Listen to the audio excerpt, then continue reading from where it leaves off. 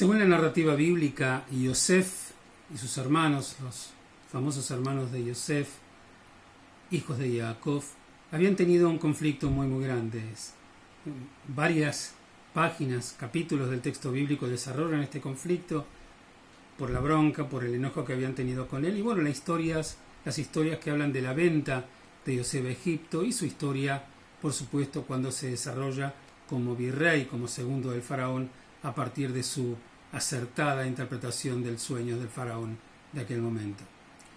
Por supuesto, el texto bíblico también nos narra que cuando Yosef por primera vez ve a sus hermanos, que ellos llegan a Egipto, no se da a conocer inmediatamente, sino que tiene una actitud casi de juego doloroso, de juego cínico con ellos, hasta que finalmente, después de varias idas y vueltas, donde algunos de los hermanos son tomados prisioneros, otros son amenazados que si no traen al hermano menor no van a poder volver a Egipto, y de Egipto no podrían volver a la tierra prometida.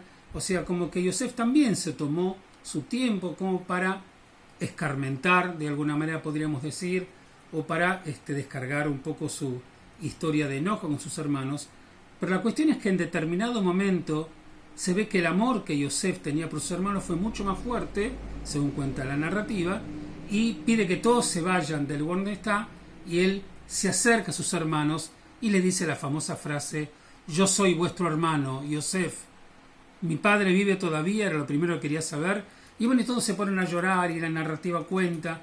Entonces Yosef da rienda suelta al cariño por sus hermanos, y con toda la intención de dejar atrás el conflicto, tanto el conflicto por culpa de él, porque él había generado durante tanto tiempo inquina y rencor en sus hermanos, y por supuesto esperando él que de sus hermanos también se olviden un poquito de lo que pasó y de la bronca que tenían con él, e inclusive de los episodios de desencuentro que habían tenido en Egipto.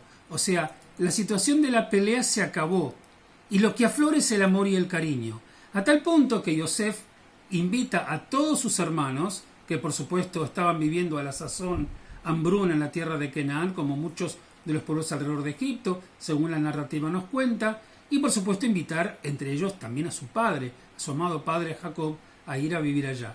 Entonces, bueno, todos viven juntos, están todos viviendo en la tierra de Goshen.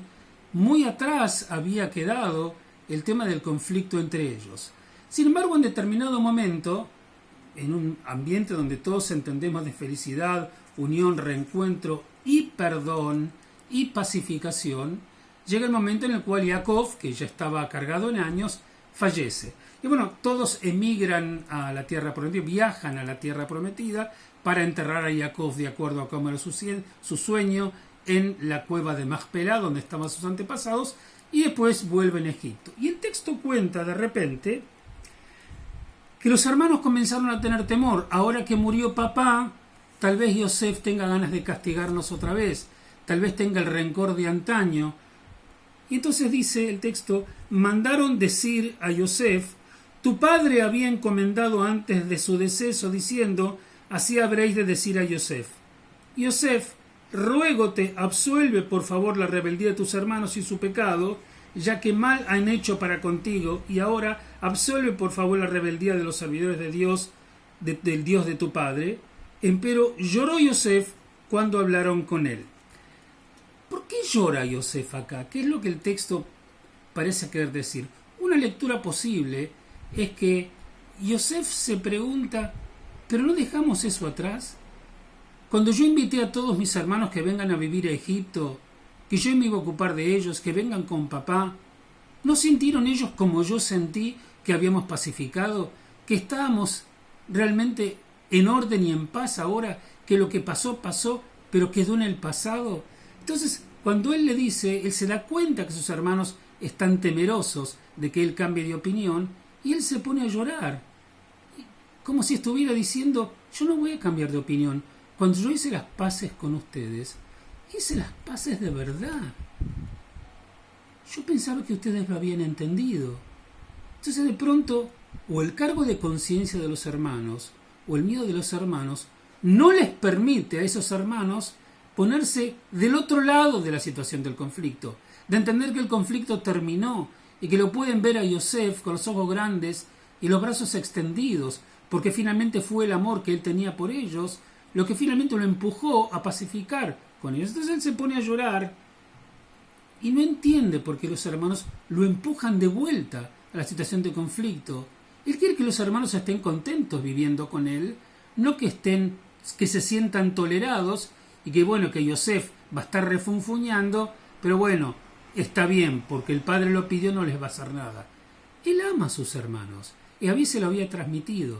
Es interesante porque ellos no pueden dar vuelta de la página respecto de eso. Y entonces el texto sigue y dice: fueron sus hermanos también, no solamente que le mandaron a decir, y se prosternaron ante él y dijeron: henos aquí para ti como esclavos.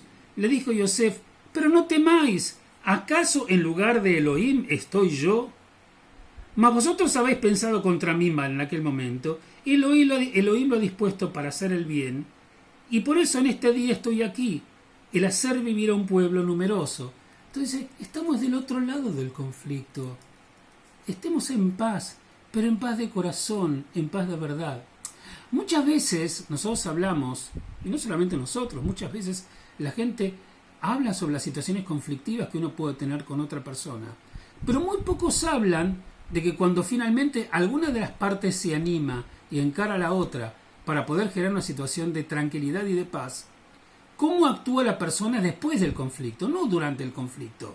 Eso es difícil ya en sí mismo, pero después del conflicto.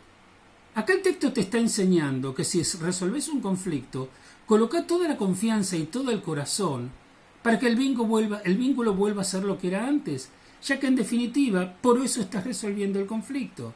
Acá los hermanos, o por su cargo de conciencia o por temor, no podían dar vuelta a la página, y cuando muere su padre, temen de que su hermano vuelva otra vez a encararlos a ellos. Y Yosef les dice: yo no soy Dios, yo los quiero de verdad. Y el conflicto terminó el momento en que lo dejamos en claro. Ojalá que siempre podamos resolver conflictos cuando nos duelen y nos afectan, pero ojalá que cada vez que los resolvamos podamos mirar adelante con el rostro alto y los ojos claros a aquella persona con la que alguna vez no nos entendimos, pero ahora resolvimos, y entender que si está resuelto para que disfrutemos del vínculo nuevamente. Shabbat Shalom para todos.